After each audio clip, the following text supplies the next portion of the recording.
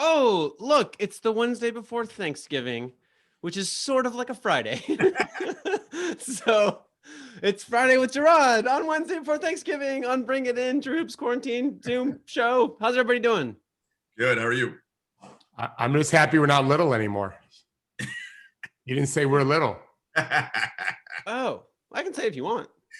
No, we're past little now. We're growing. We're medium. Yeah, we're medium. We're moderate.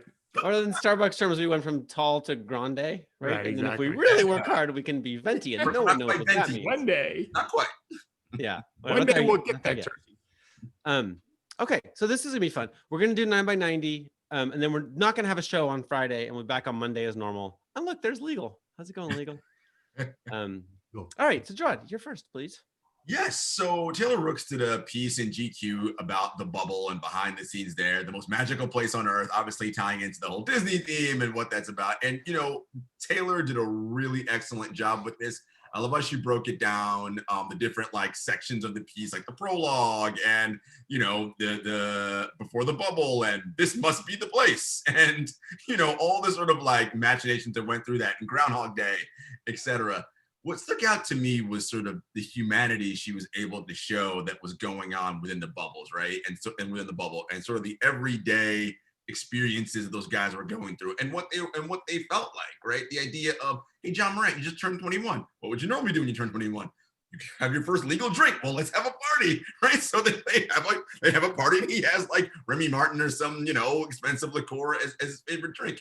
And then summer camp, you have cliques, right? People kind of veer off and do their own thing as little groups within teams. And I always love to see the humanity of players. And it talks about the meetings that went down with when all the protests and everything was happening out in the outside world, right? And what it crystallized to me is what I always say. Everyone talks about sport as it's this special thing independent of society. And it's not.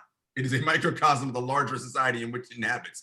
And you saw that within the bubble, the conversations they were having about, should we play, should we not? And then guys saying, but what about the money, right? Same things that happen literally out here every single day. So I thought Taylor did a fantastic job with that piece. Judy, hold on, Judy. Before you start the next one, as an idea for Jarod or any other enterprising writer listening, to take that same idea and start tracking how players are reacting when free agency starts. Talking about money, because that's some funny stuff, the text that I get. They're all really happy guys getting paid. That motherfucker got that much money. I'm playing under bursting into protest that David just said don't start the clock yet, and violating the whole premise of the segment. Okay, here we go. So it's 9 by 98. Sorry, Henry. Exactly. So the other day there was a press conference and President-elect Joe Biden, as you can see if you're watching on video, had some of his new cabinet members, and then I'm thrilled that there's a diverse look, and I'm confident that that'll continue because he's a regular person who actually likes America. But everyone was wearing a mask except when they were speaking. They all were distanced apart, which was so weird to see in any political structural way, based on what we've seen the last 9 months. And then in between each speaker, if you were watching, some person also masked, so I have no idea who he was, carried the next speaker's notes onto the podium and cleaned the podium, disinfected the podium in between each one very quickly. And I literally was texting with a lifelong friend of mine named Edie, and we both were getting emotional, which was, maybe it's been 9 months of this, or whatever it is, but mostly it was just nice to see professional, serious people who look like the world and who want our country and the world to be a better place. And they're respecting this very serious virus. And I don't even think they were doing it necessarily to show us how we should be doing it. They were just trying to protect themselves, which is really what we should be doing anyway. And it was just nice to see that, hey, there's a good chance in January, we're going to have thinking adults back in charge again, which would be great. Does seem nice. Okay, so I just want to talk about that Taylor Rooks story that Jarod mentioned. It was delightful. It was fun. We don't get stories like that very often, and it has 50 little anecdotes. It's really hard to do that. You have to be Taylor Rooks. You have to get that job first. Then you have to fly in a pandemic to this bubble. Then she initially tested positive for the coronavirus and had to super quarantine. Then it was a false positive, and you have to go through all of it. Then she had to live in this mental health hellscape of the pandemic. And then she finally, and then to make a story popular, you have to edit and edit and edit and winnow and sift and get this anecdote is the best one, that one, blah, blah, blah. Like this painful process where lots on the floor. And then maybe I'm just being a little negative here, but in this tweet, a lot of the response, like how the fuck do the Nuggets come back from 3-1 twice in the bubble and not make it in this? I just saw that. Where are the Nuggets at? Apparently, both the teams they beat are more important. Okay, I don't want to agree with my former boss who said that fans are dumb and selfish. Like, but if you look at how fans tend to behave in response to media, it looks a little like that. Like Taylor Rooks, I'm sorry, she is not doing this to rank teams. She's doing this to delight readers, and she can't prioritize the fucking Nuggets in that process. Like this is just like if someone comes home and says like, "Hey, I got a wonderful gift for the family," and just being like, "Well, what about me?" It's like this one's not about you. It's just not. It's okay. Anyway, sorry. Moving on. I love it, Henry. Okay, so there was an interesting article on Medium from Yasmin Chang, who's a science journalist. And actually, our good friend Dana Smith tweeted it out the other day, and I read the blog, and it's talking about like how the science journalist community is talking about the coronavirus, and everyone's having pandemic fatigue and all this sort of thing, and how we should have a little more empathy and compassion. Of course, when I saw that, I immediately thought of Coach, of course, because that's always something that Coach leads with, right? Like it's not difficult to be decent, right? It's the lowest bar of like living that we can do is be a decent human. And think about all the things that everybody's going through, right? Look, we're all going through pandemic fatigue, wish we could see our families more and hug them and have these big gatherings and do all the fun things that we used to do. But the reality is that's just not good for the containment of a virus that we don't have yet a vaccine for, right? And so there is this sort of like shaming and like, you're bad, you're this and you're that. And it's like, look, while you may feel that internally, right? The old thing your mom used to tell you, right? You catch far more flies with honey than you do with whatever, vinegar or whatever however the saying goes, right? And it's hard because our first reaction is to, because that's what I want to do when I see people do that, right? But it's okay, pause, and maybe you turn that, hey, maybe it might be nice if you pulled your mask up or you do a little bit of a smile. So just a little food for thought out there, folks. Yeah, that's good. Our friend Louisa Thomas published something today in the New Yorker. Is college football making the pandemic worse? I really strongly suggest that you read it. I know you guys will, because she's a friend and she's this amazing writer and knows something about football. And it's not about on the field. It's more about how the sport really brings people together in a way that basketball doesn't. She doesn't write the basketball part. You tend to watch games in larger groups in football and the tailgating or whatever. And it made me think about what the NBA is attempting to do. I remember Jarod especially being so outraged at the idea that we're going to try to play in a bubble in the summer when the virus was not doing great for us. Now we're not going to be in a bubble. The virus is raging like never before in America. And now they're going to start playing games, traveling around, whatever. And there's lots of worries that we have. She writes to Jarod about how Wisconsin, I think it was doing the daily test or whatever. Maybe it was West Virginia, but they're doing some daily tests, whatever. And clearly there's been some problems. I don't know what the NBA is going to do, but luckily we don't all gather in the same groups as they do in football. And that's where they worry the bigger spread's going to be. They don't really know because there's so many people sick. You can't trace it all. But it is something I'm thinking about that's pretty interesting what the NBA is trying to do. I don't know if you can hear it. My dog's going right now. He agrees. She really wants me to open the door. I will in a second. Okay, so Mark Cuban's dipping his toe back into politics. Great job, Mark. Here he's doing a classic kind of both sides deal. And then he's supposing that he's the most objective person in the world, even though he's actually famous for being a hothead. I would just point out that for the third time probably on this show, but he toured with Hillary in the closing month of the 2016 election. The theory was that white swing voters in Pennsylvania would fall in love with him instead of Donald Trump. It totally failed, right? This was an epic fail, maybe the key fail. Like she could have toured with somebody who knows what they're doing. And you know, he's to the extent that there's ever been talk of like redistribution of wealth in any meaningful way, he loses his mind on that topic, right? And yet here he's presenting himself as like man of the people, the one who's clear-eyed on this topic and who should be on political shows and a political voice. And I just feel if you book guests for a political talk show, like what is the basis for inviting this guy? I love Mark. Mark's great. He's been great to me. Like, but the notion that he's relevant in politics is based on what? All I know is he's very rich and he wants to be on those shows. But what's he bringing that's actual earned insight? I just think we should cool a little bit on Mark Cuban pundit. Didn't we just do this for 4 years? Yeah. Rich white dude running the country. He's more likable. I'll say that.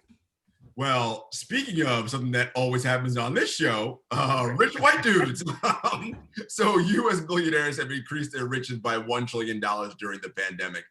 And it is all your favorite frontmen of the capitalist machine that you know about. Jeff Bezos, the head of Tyson Foods, the Walton family who owns Walmart, you know, all the usual suspects. And the thing that strikes me as so interesting is the amount of wealth that billionaires in the US gained was 1 trillion, right? Their day-to-day lives do not change anymore by accruing that wealth. They are already insanely wealthy. It's not like, ooh, now I can afford to pay my light bills. They are fine. The reality of that money is that could be used to, $1 trillion can maintain wages at a pre-crisis levels for all workers in America, enabling people to stay at home and stop the spread of the virus for months. Instead, it's going to the personal piggy banks of a handful of billionaire owners and investors. And that is the world that we live in, right? You hear every day, oh, the stock market hit its highest levels in ever. But there are still millions of people unemployed who will have no chance of getting their jobs back because those industries are going to change as a result of COVID, who are homeless, who are starving. And meanwhile, we're out here championing, hey, look at these dudes. Jeff Bezos made another $1 trillion. And what they've done to do that is break the social contract with their workers and with their employees by basically treating them like crap. So congratulations, capitalist machine. U.S. consumers, I think, got $1,200 a piece. That's what they've got, $1,200 compared to $1 trillion. Okay, so we published something the other day about my new top 5, and I'm happy to say it's me. Don't blame Henry.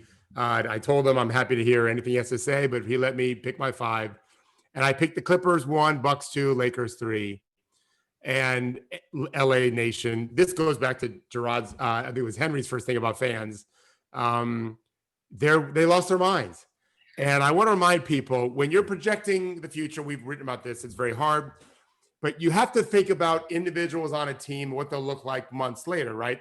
And so we're watching video of Tyler Hero, who no one was talking about when the season began. And of course, there was a pandemic break where he clearly did something that really helped him. The Heat don't make the NBA Finals without him doing what he did. I happen to think the Clippers have a young man that we'll probably talk about at some point that is going to be a very important player for them that no one really thinks about now. I happen to think that the Lakers have to look forward with the guys they brought in, who are mostly old. There are a couple young guys that I have not seen really grow. It's hard to grow when Davis and LeBron are on your team. And so when you mix it all together, I don't think the Lakers are just automatically the favorites, even though everyone else seems to think so. And then I'm accused of a hater, which of course is a whole nother funny thing. But let's just think about young people and how they grow when you're projecting talent, and old people and how they don't grow. You're such a hater, coach. I hear hate. That's all I hear. All right. So listen, it's Thanksgiving. 2020 has been a bear. Like the worst. You're serving bear? And we're not done. Like 2020 has more delights for us, I'm sure, but it is Thanksgiving. I got up this morning. We're following this recipe at our house this year. I cut a turkey. I sharpened a knife, cut a turkey in half. I made a dry brine. I'm dry brining right now as we speak. It's all covered in like gorgeous paprika, salt, brown sugar, a bunch of stuff. Cinnamon. My brother-in-law, Judy's husband, is going to come over tomorrow, and they're he's the grill master. I just got a little bit of it. I haven't had this feeling in a long time where I'm like, you know what? Like, we're going to have the holidays. Like, we're going to kind of have the holidays. We have our little pod. I love Thanksgiving. I'm very thankful for you guys, every person on here, Troop subscribers, Jarod, David, Judy, Randy. Like I'm feeling suddenly like, you know what? They can't keep us down forever. Like this is going to be okay. We're going to have Thanksgiving. And 2021 is going to be a lot better. So thank you, everybody. I'm thankful for you. Oh, Henry, that was very sweet. That was a nice way to wrap this up. I feel the same way. Look, it 2020 feels like simultaneously the shortest and longest year of my life at the same time, right? Which is crazy. But I'm healthy. My family's healthy. My TrueHoop family is doing healthy and is healthy, and they're well. You know, it's hard because you get stuck in your own myopia and you're like, my life is terrible. I have this thing. It's like, honestly, my life's pretty good. And so I'm feeling pretty good about the blessings that I have in my life. And I'm thankful for all of you and everyone in the extended TrueHoop family, even you, Randy. Randy. And we miss Adina. We do. Adina. But Dave is just a hater. The rest of us are just full of love today. Not only am I a hater, I'm not nearly as optimistic as you guys are. And that's a twist. That is a twist. I'm not happy that I can't have 30 people at my house tomorrow like we normally do. And I've got to do separate meals for 2 different families, and because a lot of old people involved, and that sucks. But no, it's I'm not, just to be clear, I'm not I know we're all good. I'm more saying I was in my head like thinking, oh, this is going to be a 3 out of 10, but I'm like, you know what? It could be a 4 or 5. It's pretty good. Yeah. Right. No, it's fair. We have to do what we have to do, right? The truth is, what we're really most thankful for, as you guys talked about with your health, is that we're able to stay healthy. There are people who don't even have a choice, and we know we're fortunate to be able to keep distance from others and not have to go ride a bus every day all the time, and whatever people are doing to put themselves at risk, and they don't want to, but they have to. They are not as lucky as we are. We're just, and I was telling Judy before we came on, it's going to be 80 degrees today, and we have no excuse in Florida never to be outside all the damn time. Now you're losing everybody. Right, I know. Well, if I'm going to hate, I might as well get some hate back to me. A lot of us don't have any excuses. We shouldn't get sick. Yeah. And unfortunately, people are making bad choices and make it hard on everyone else. But yeah, we certainly, our friendship at TrueHoop, Jarod, I'm so blessed to have you in my life. And we do miss Adina and Chad. And I've gotten to know Judy this year for the first time, really. We met a long time ago. And I feel like we are a family. And what's really cool is, Jarod mentioned earlier, Dana Smith, like someone texted, my wife even texted me yesterday about Dr. Michael Mina, who is being quoted all over the place now. And we didn't discover him. Malcolm Gladwell did, but we were second. When we have him on, besides the New York Times, of course.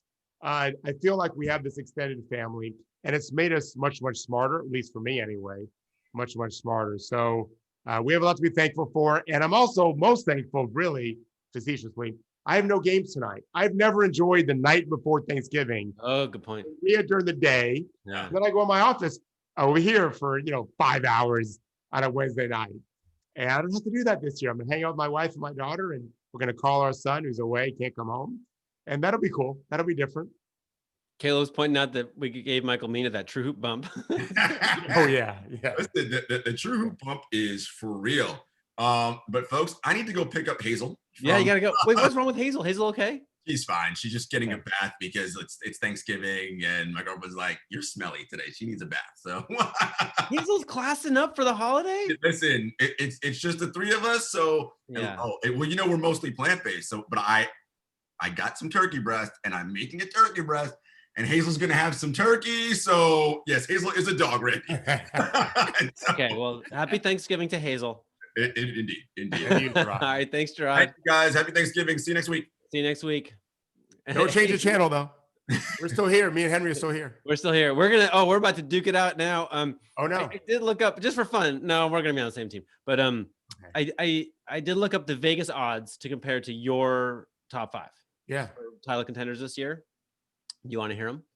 Yeah, to be clear, I'm just picking who the best teams are right now. I'm not trying to pick who's going to win a championship. It's silly for anyone to. Vegas has to, because they're going to make money on it. I'm not going to make money on mine.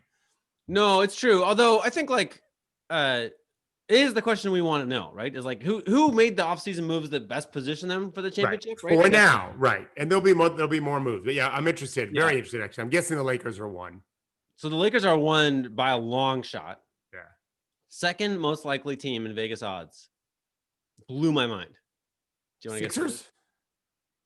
Sixers came in 1, 2, 3, 4, 5, 6, 7, 8, 9. Well, that's why I thought it might blow your mind if it was 2. It's more mind blowing. Honestly, I'd be less surprised with the Sixers. Miami? No, the freaking Nets. Get the fuck out of here. That is not the Sharpies. That is the people. That is the odds makers, knowing there's a lot of dumbass Brooklyn fans. Well, and you get to be the top 3 are all huge cities, and this is why, right? So they need to set the line so they get half the bets. And like the Lakers, honestly, the Lakers always get so much wagering, right? So okay, so Lakers, Nets. Oh, maybe I'm reading this wrong. Actually, no, David. I just lied to you. Okay, not on purpose though. Look at this. You notice the order, and now look at the odds. Oh, it's weird. So who's second? My big point is completely evaporated. Okay, so second is the Clippers. Okay. And then it looks like a tie between Milwaukee and Golden State. That's fucking insane. Yeah. Golden State is the same odds as Milwaukee? Well, if you want to get the bettors cut in half, they do, right? They're going to come with a lot of bettors. But I mean, who's going to bet on Golden State knowing Clay's out? And Weissman's a rookie. That's weird. People. And then it's Brooklyn.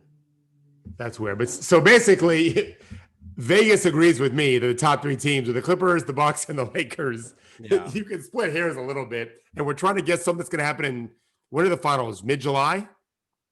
TBD, right? I mean. Okay, exactly. Yeah. Right. Yeah. I didn't give that much thought to who might win the championship because we're not even at Thanksgiving yet. And none of these teams are going to field a starting 5. Well, let's say the top 8, then if they make the finals, will not be the top 8 that start the season in December. There's going to be buyouts or whatever. And we know that. We know that to be the case. Yeah. But I do think that we talked about this a lot. The Lakers, I don't think they got better. I think they can get better. I need to see it, right? I'm not guaranteeing to project it. Kuzma, I liked what he did in the bubble. He's not been a good shooter the last couple of years. He did play much better defense and he cut more, and that's good. But the biggest thing to me is Marc Gasol doesn't live in the dunk spot. I think Zach Lowe wrote a great article today about Schroeder's ability. And remember, 10 days ago, I did have the Lakers at number 1. Yeah. Because I love Schroeder and Harrell, but I thought they were adding those guys to Dwight and JaVale. Yeah. So Zach wrote his article today, and I love Zach Lowe, and I do. And I think he's a smart guy and talks to a lot of really smart people in the league. But he talked about how Schroeder will get in the lane and throw those lobs to Marc Gasol. No. Dwight Howard and McGee aren't there. Davis, yes. Montrez to some degree.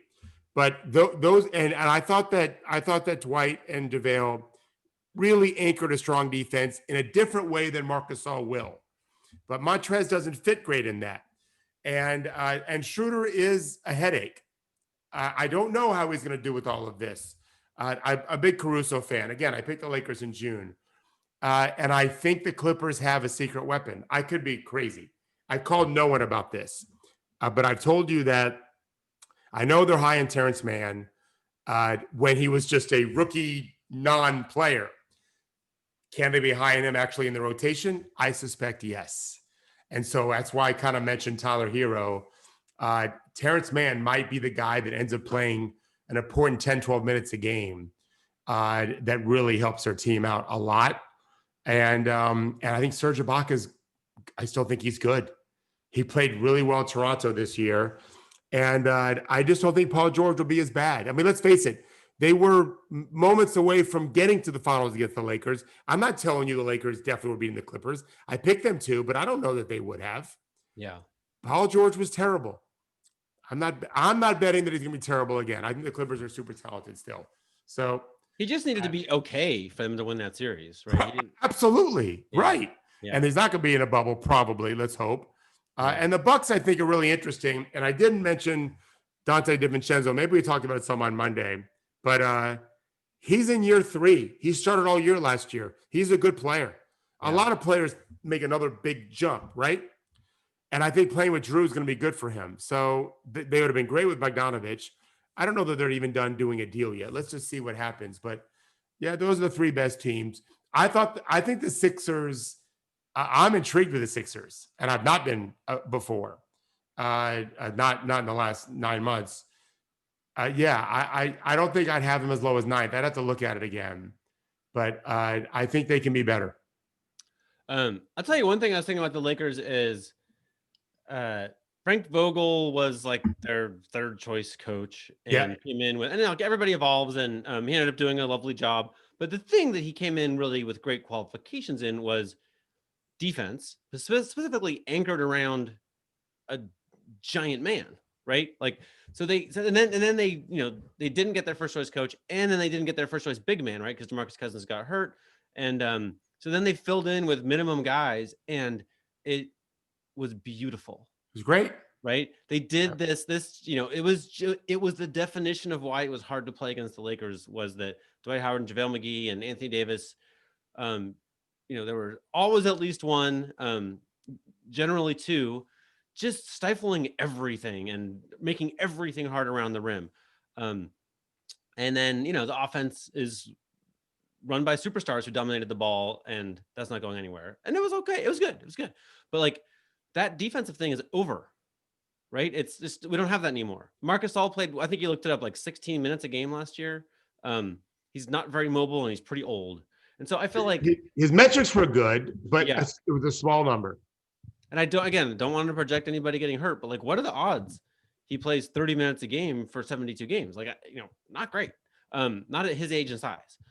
So I guess I feel like that there's a little squishiness in the Lakers as you project them. 10 games in, maybe a different story. Maybe we see how Frank Vogel has engineered these pieces into a fantastic thing. You know, and you can make a case that like Montrez is as good as either of the big men they lost, and Marcus Hall is as good as the other one. And, you know, why would you think they get worse? But we don't know how it works right now. I don't think it's going to be Marcus Hall long minutes. And if it's Montrez, then who's center, and doesn't Anthony Davis want to play power forward? And it's just a big, you know, it's a big unknown. And so to me, they're old, right? And Avery Bradley was fantastic. Regular season, right? Like, you know, they just lost a lot of players. And so if you're saying that they're every bit as good or need improved, you're saying that all of those players they lost didn't matter, and they did. You know, we just don't know. Right. So there's 2 factors here. One is you made a point about Vogel coming up with some stuff in no time. Like, I don't know if he knew all along, maybe he did, that they probably aren't going to keep the 2 really athletic 7-footers. They're going to add a 3-point shooting stiff of an athlete now in Gasol. Yeah. Brilliant IQ, great passer. Right. Normally you add players in July, and you have most of July and August to build your plans. And I have been to 2 training camps, at least 2, seen what they've done on the first 3 days of training camp, and then watch them play in mid-November, and there's almost no connection at all. They come up with some ideas, and most of them don't work for different reasons, injuries or just it didn't work. But they had plans B, plan B, C, D, whatever. That's not going to happen now. And so that to me is a factor, right? And the other thing is the Lakers jumped off last year rolling, and they had something to prove. They hadn't made the playoffs year before. LeBron was pissed. Davis had just got there, whatever. It ain't easy to defend. It's not like every team always repeats. In fact, the argument's the opposite. Golden State was really special, right? The Spurs never could do it. The Lakers were able to do it some. The Heat did it once, one repeat with those 3 guys. It's freaking hard to do. You would always bet the field over the one team to win it again, sure, with the Warriors as the exception when they added Durant kind of thing. And the Lakers didn't add Kevin Durant. They added Marc Gasol. Now they added Schroeder and Montrez, who was not great in the bubble, but I think it's fair to say it'd be better in the regular season. And he was good. I just think the fit is going to take a while. And like you said, 10 games in, 30 games in, we'll see more. But you also made a brilliant point we've talked about before, and how good LeBron is if he's your leader and you're in a pandemic bubble because of his OCD. And I don't know that he'll be as good when they're not in that bubble.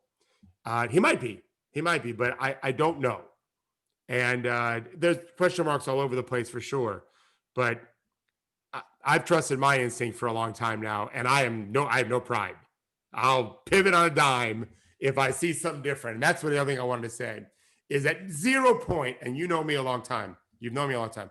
I never, ever even imagined for one moment as I'm thinking about these lists who I like better or don't like better. It's not a factor. I know I'm not based it on pure data the way a data scientist would, but pretty much I am. It's just a different kind of data tool that I'm using. I love the Lakers growing up. They were my favorite team. I didn't pick them in June because I liked them when I was 14.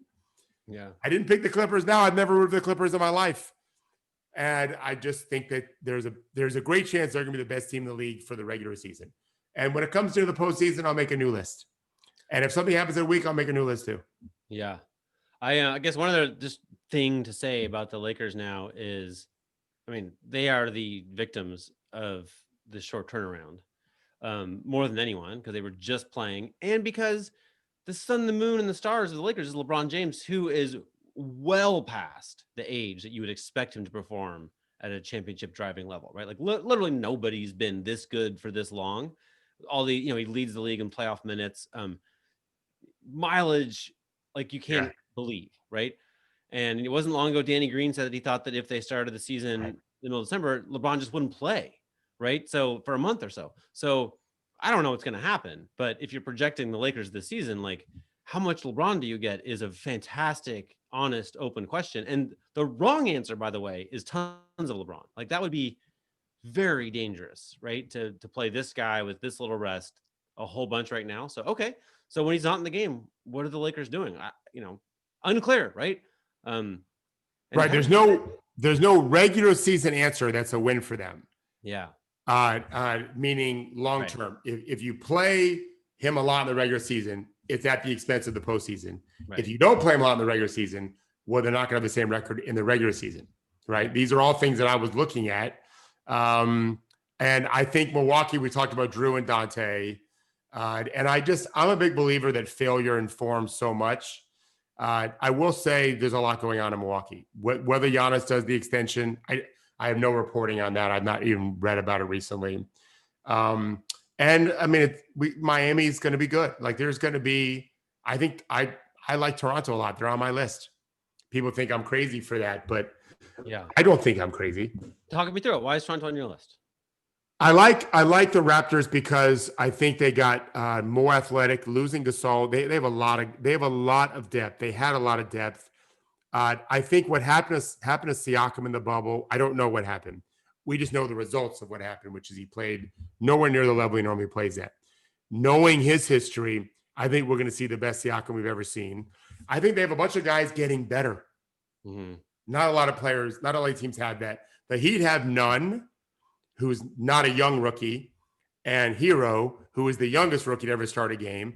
Both those guys should be better in year two. Not guaranteed, but with good coaching, a good system, a good franchise, it's fair to guess that they'll be better. Duncan Robinson was a 26, 27-year-old rookie. I don't think he'll get worse. I think he's in his prime. That's encouraging. Bam Adebayo just signed a monstrous extension, and no one thinks he's going to get lazy all of a sudden. And so those are a bunch of guys that are going to get much better for them. They're in my top five. The Raptors, Terrence Davis was terrific last year and barely played, right? Mm-hmm. Norman Powell is entering his prime. Mm-hmm. Siakam in his prime. They kept Boucher, who's a really athletic. Mm-hmm. OG Anunoby, but not even in his prime yet. And Nick Nurse is fantastic, mm-hmm. right? You add that all up, and Lowry who is not that much younger than LeBron, doesn't have to do as much. Oh, and they just signed Van Vliet, who announced on draft night when he went undrafted, bet on yourself. I'm betting on myself. It worked. I think we're going to see. He's terrific. And they lost in what, 7 games in their series? Yeah. I just think that they're a team that really watched. And for you Florida homers like myself, they're going to be here 25 minutes from my house at least for a while anyway. Wait, the argument that Florida just makes you win? Is that what you're saying? No, I tell you what it does though. I've talked to so many players, and you know that I do, and I was surprised to hear this. They just feel better in warm weather, not Florida necessarily. Warm weather. I don't know. I've never lived in New York or any cold weather state. I've only visited. Yeah. But they really say I just feel healthier when they're going where they're from. Like players that in California tend to feel fine.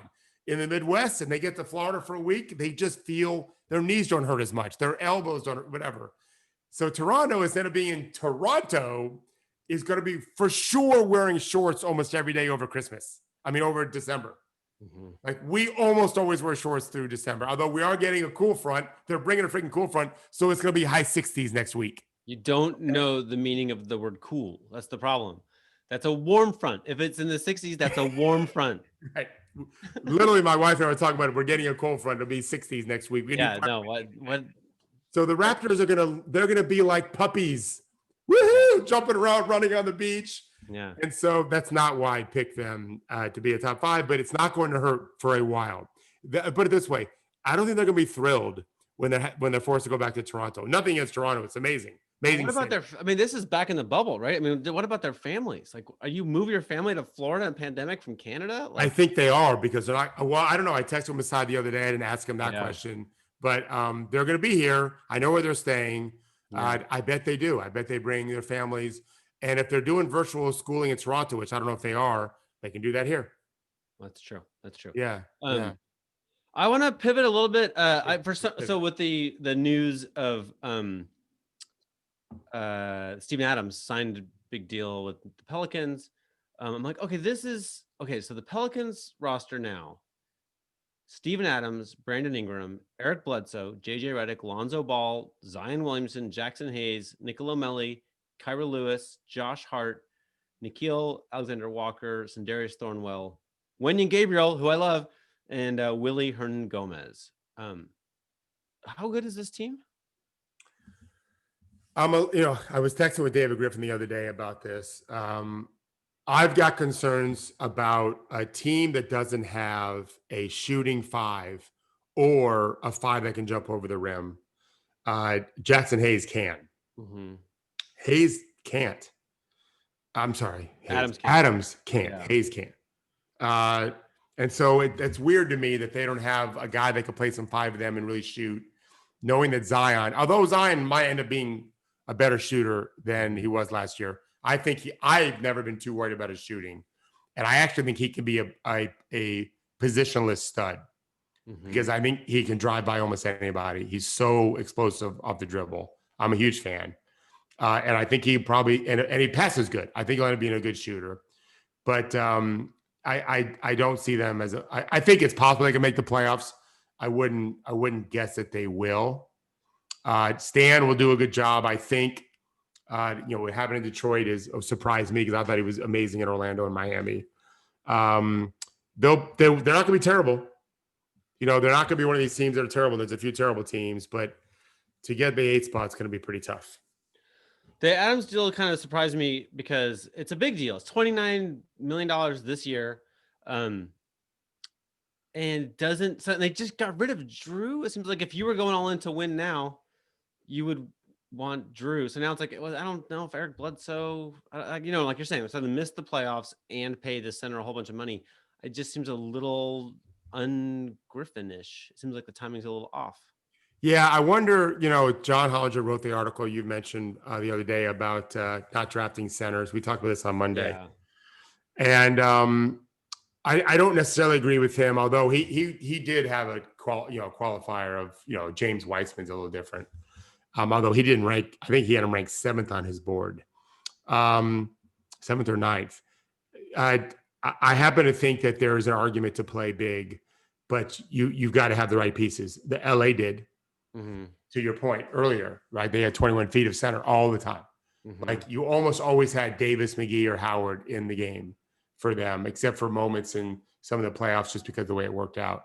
And I think it makes a difference in the regular season. I think you can beat teams up. And especially now, I wonder if David Griffin's thinking about this year, particularly the games are coming fast and furious. There's going to be a physical toll. And so if you want to be a really physical team, it's going to make an impact, a positive one. If you're really physical, people are going to get worn out, and they can be very physical. I thought they'd want to go super athletic, but they're not with Adams, and for sure not with Adams. I've got JJ Redick, obviously. Ingram is a decent athlete. You wouldn't say he's the best athlete, but they're going to play a little differently. Bledsoe's not the athlete he used to be. He's very physical. They can be a good defensive team, and that's something they should be looking at. Guess. Huh? I think that JJ Redick, Eric Bledsoe, Steven Adams are all the kinds of players. Maybe Redick and Adams more than anyone else who a contender might trade for midseason. Oh yeah, they're going to be doing some deals. Yeah, they're going to be doing some deals, and maybe even Adams will be one of them. Is his salary going down every year? I don't know the answer to this question. That's a good question. Because it wouldn't be surprised me if it does. Yeah, he becomes a tradable guy as teams need centers. Yeah. I think though, I was thinking about Boston the other day. They're still, the window is not open so much, and I thought it might be. And losing Hayward, I think it's a really well-run franchise. They just have not been able to get that. Their bench help is a problem. Yeah. I'm a big believer in having that bench, especially now again where you've got all these games coming, because they're playing. Although it's funny, we talk about all these games coming fast and furious. Not if guys get sick. Yeah. You might end up, maybe you're a team that makes up a COVID case so you can skip a game to get your rest. That's something to watch out for. Well, you can't make up a test, can you? You feel like you get. How do you know? Trouble for that. Yeah, but how do they know? I don't know. That's a good question. I guess some doctor's license is on the line, right? Like somebody's. Well, you see that Dabo Sweeney from Clemson, who accused basically the Florida State doctors of being medical quacks. His Clemson doctors they said it's okay, and he trusts them. The Florida State guys are quacks because Florida State wouldn't play them on Saturday when Clemson had a player test on Friday positive, and then still got everyone on the plane to go to Tallahassee to play on Saturday. And then he's outraged that Florida State wouldn't play because his doctor said it's okay. We're going to have some of those histrionics this year, I think. Do we know? I haven't heard that they've yet distributed like what the protocols are for having an NBA game in the pandemic, right? Like we still don't know. All I know is I believe, according to the players I've talked to, that they've got to go a 3-day quarantine, testing every day whenever they get to their team after Thanksgiving. So if you're flying somewhere Friday, the earliest you can go to the facility, I think, to be tested more would be Monday. They'll bring the test to you. I'm not even sure. Some of these guys may already know they have to have their own test with them when they travel. However that works. I talked to a player who flat out said, I have to remember to pack my tests. So they're going to be testing, but 3 days isn't enough. So that's why I don't know if they just then do it from there. Negative for 3 days. Now we'll test you at the facility and maybe let you work out by yourself. I mean, these games are coming fast after Thanksgiving. It's going to be, I'm rooting for them. You said about 3 weeks ago, maybe 2 weeks ago, the NBA, Adam Silver, they think they've got this science figured out. We'll see. We will. Not the same as the bubble. It was easier in the bubble. Expensive, but easier. And I think we're going to, it might not be illegal, right? The size of gathering that an NBA game might not be permitted in a lot of these municipalities, right? Well, like I'm surprised how quiet it is. I'm surprised we haven't gotten the email yet with like, these are the new protocols and this is the press conference. This is how it's going to happen. Like, it's soon. What is the plan B when if the scientists are right, and they've been pretty accurate, if not very accurate, when on December 22nd, we might be in holy hell because a bunch of people, I mean, my wife was tracking the flights in the air yesterday, and if I may be wrong, but it was like 7,000 plus flights at some point, and it wasn't dark outside yet. That's a lot compared to what they had been having the previous week or two. And flights are fine. It's the airport that I'd be way more worried about than I would be on airplanes themselves. And then you've got the holidays, and you're pod, who has been vacationing together and living together. You're doing your thing. We're doing our very best to have a small group. Instead of 30 people, we have 7 people. 2 different 7 groups, maybe. We might just have one group, but I know a lot of people aren't. And we'll be outside the whole time or whatever. No one's gonna be in my house except as they walk through my house. But Americans aren't doing that. Oh, And yeah. so right now, hospitals are booked. Like doctors are on the phone. I'm sorry, doctors are on TV crying. Nurses too. So what happens in mid-December, a week before the first game, and we're losing 3,000 a day? Like If I know the NBA, then What do you and presumably at that point they're having games disallowed by local authorities, right? If I know them, what happens is everyone goes into a bubble with all those tests you're talking about for the Christmas Day games, and whatever's most important to ABC, right? And then it's back home and duck and cover until we get the all clear some date, whenever that is, right? That's a great call. They might have Orlando on hold. Yeah. They might have Orlando booked for the Christmas Day games. Get them on the 23rd and play on the 25th and test for 3 straight days. Maybe they convince the players to stay for a week, something. I don't know. But yeah, my guess is that they've already demonstrated that the number one priority is to get that Disney money, right? Yeah. Yeah. Wow. If they lose some games in January, who cares? No one watches them anyway, right? Like, wow. I want to hear the real priority is the NBA season's ratings are good from the Super Bowl through the end of the playoffs, right? So that's when they actually have to be there, and Christmas Day is the exception. So they'll hit those dates, right? These other ones, let's see. Right, they're going to kill themselves. College basketball, I'm very worried about. Duke canceled their game today. The season starts today, and Duke canceled their game against I forget, because it's the same team that my son's team's supposed to play on Friday, Florida State, and that's canceled, obviously. Gardner Webb. There's going to be a ton. Like I talked to a college coach. I may have mentioned this Monday. He's not sure how many games they'll play. He's not sure they'll have a season. It's a wild time right now. I watched a little MLS soccer because I'm so used to watching some games at night. My family's asleep and there's nothing else on, and it was fine, but no fans in there at all. Yeah. And it's just a weird thing. I want to hear quickly though before you leave. So what is the Thanksgiving Day plan? And Judy is welcome. I'd love to hear her thoughts too. What do you guys like? When does it start? When do you start grilling up? What are you doing? Well, I think ordinarily when we're together with Judy's family, we just eat all the time anyway. Like, so Thanksgiving's it just changes what the food is a little bit. Yeah. So John's the kind of guy who I'm not like divulging like a family secret here, but Judy, do you want to tell the story of like John on his iPad late at night and his dedication to grilling? We just had a friend stop by for a cup of coffee outdoors with our masks on, and he looked around our back and was like, 1, 2, 3 grills. We own 3 grills. Is one a green egg? No, don't, David. Don't. David. There's a device for the green egg that one of my next door neighbors invented that they're selling everywhere. He may be moving soon because it's doing so well. And so I don't have a green egg, but he does. And all my friends do. They love it. He not only has 3 grills, but he drew a diagram yesterday. He's very upset he didn't have wrapping paper of the outdoor kitchen that he wants to build. And it had 2 more grills. Judy, I texted your husband this morning and I was like, look, we have a lot of charcoal at the house, but I don't know what his needs are. I don't want him to feel stifled as an artist, right? So I was like, look, we have this, like, I don't know. And then he's a busy man. He's doing a lot of stuff. He has a demanding job. He's helping someone move today. And he texted back within 9 seconds. I have 5 bags. Don't worry. 5 bags. That's a lot. No, none of these are gas grills. Oh, no. I knew you were going to say that. Sacrilegious. In fact, we have to ask you to leave the show now.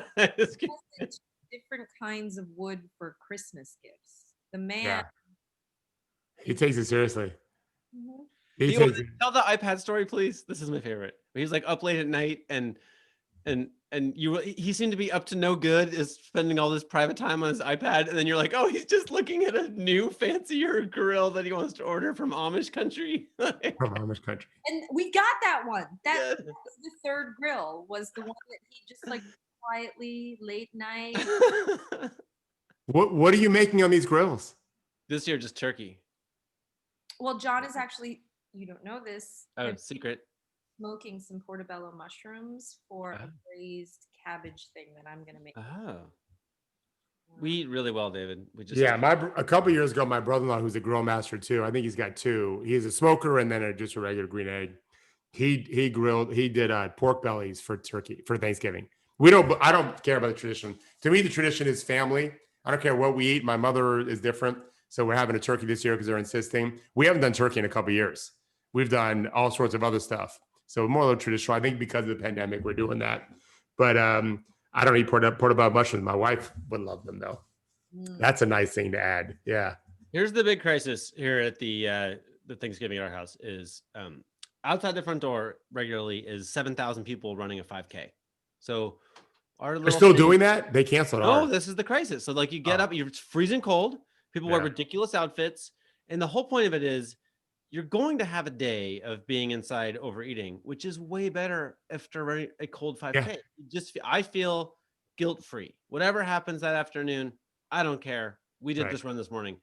This year we'll probably do some sort of ragtag, like traipsing around town to give ourselves get the blood flowing a little bit, but it's not the same as being part of a big rowdy crowd Thanksgiving morning, freezing your butt off. But whatever. Caleb asked what your drink is. I've been making the most beautiful looking sangria pitcher I bought a huge glass pitcher and I do it with layers of colored fruit. So it looks gorgeous. It tastes amazing. I started on Wednesday and it sits all night. And I'm not doing it this year because I don't want any one area to congregate. So the answer, Caleb. David didn't drink. I remember when David was a little suspicious of alcohol, but now he's doing days out. Well, for 30 people, of which probably 25 were of age, I didn't really have much sangria. But no, I'm drinking this year. Yeah. I don't know what. I'm probably bourbon, whatever my dad wants. I told my dad, whatever you want, we'll have. I have a bourbon drink for you. Well, let me hear it. Basil Hayden's bourbons, 2 parts. Love Basil Hayden, yeah. And then 1 part Aperol, 1 part Lillet Blanc. It's a beautiful aperitif with a little orange peel. Oh, I like that. Your hair looks great, by the way, Judy. The holiday's starting early for her. Let's go. It's a little flip. Yeah, we so my wife Jessica and I were jogging this morning, and she's announcing a friend of ours, Kara. You both know Kara Berklich Weber, a friend of the show. Her husband Ben Weber was my college roommate. He was on the show early in the time. She shared some holiday cocktail with cranberries, and so apparently we're having that. I didn't know that. We have all the supplies for that now. And I don't hard alcohol and I don't mix. Like I should just drink a little wine. I drink. It's gonna suck for me though. I've had 19 straight years of my son, and it's the first time. You expect it when they're in their 20s and living far away. Not now. I'm not ready for it yet. So what's he doing? He's just gonna be sitting in his same dorm room? No, he's in an apartment. I'm guessing the team will do something. I'm sure that they're not gonna treat their athletes badly. They were supposed to get ready for their game on Friday at 3:00, and that's canceled. So he doesn't even know. He'll find out today. We're going to we'll FaceTime him. And, but it's just, it's going to be different. I'll tell you, I suddenly am getting deja vu. So I grew up in Oregon, went to NYU, and you can't fly home to Oregon. I mean, I was basically broke at that time too. Like I had to do everything that was optional. I didn't do. And I was like, oh, I'll just live in the dorms. Fine. Who cares? It's good. And they're like, oh, the dorms are closing. Yeah. And I'd never been in such a cold winter in my life. And I was just like, what? We can't have that. The dormers must not close. Where am I going? And then later I learned the same thing for spring break. And I was just like, basically homeless in New York. I mean, I figured that I had friends. It worked out. But you stay at a friend's house. Yeah. Yeah. I have great memories growing up with 2 brothers and a sister and neighbors nearby. And we owe it to our country and to ourselves and our families to be smart about it. And if other people want to, I mean, I've saw one guy at Fox News say, you know, he's going to have his pumpkin pie and he's going to meet with Uncle Bob and Uncle Jim. This is him talking. But I can't do anything for you. I just wish your local doctor would say, what the fuck are you doing? Yeah. And they probably are. They probably are. But our goal, as I told everyone in our family, is to make sure 2 weeks from the moment we have Thanksgiving, no one has gotten sick and gotten anyone else sick. That's our number one goal, bottom line. And eating a lot. Those are the two goals. I never eat much. Yeah, I'm not. I do all the other stuff. I don't even eat the meat part of it. I just eat the stuffing and whatever. Recommend the 5K. Put the 5K down, and then you're ready to eat. Like that's Yeah, my family's always done that. I never did. I slept in because I was always watching games for ESPN for you until 1 o'clock in the morning on Wednesday night. Okay. So, that's awkward. Right. It'll be a little bit different now, right? No games tonight, and pretty much no free agency signings anymore. There's very few spots left for people. Yeah. Yeah, there's very few spots left. They have to figure out the G League. We'll probably tune in next week on that. They're not sure what the hell that's going to happen in the G League. So that'll be interesting to see for people like me that care about that. And in Europe, they're playing games. Yeah. No, the G, like, non-revenue everything. Sketchy, right? Trouble. Yeah, trouble. All right, one more minute. What's your thoughts real quick on the vaccine, Henry? Vaccines. Any new insights to that? I mean, I guess the Oxford one, which is super cheap to manufacture and doesn't need extreme refrigeration, seems like, and they can make 3 billion by the end of next year. I've heard question marks about it though, because no one's seen the science behind any of these. They've only seen the press releases. I read some negative things yesterday potentially, which worried me because I thought that was the best one initially to get out. Well, I guess I feel like there are a lot, I forget the number, 11, 13, something like this, that were in phase 3 trials like a month ago. And so we know about 3 so far from press releases, but we're going to have vaccines, right? Like we're going to have highly effective vaccines. I don't know if it's going to be from this company or that one, but with this many competent teams getting this close, this fast, we can argue about exactly how it'll go, but we're going to have them, which is amazing. Yeah. Let's make sure we can deliver them. Yeah, we should ask Bilal this question actually. Vaccinations are the key, not the vaccine. Okay. All right. Thank you, everybody. Super appreciative. Have a great Thanksgiving. Be safe. Be safe, everyone. We'll see you on Monday, right? Drink whatever David tells you to drink, and I will see you on Monday.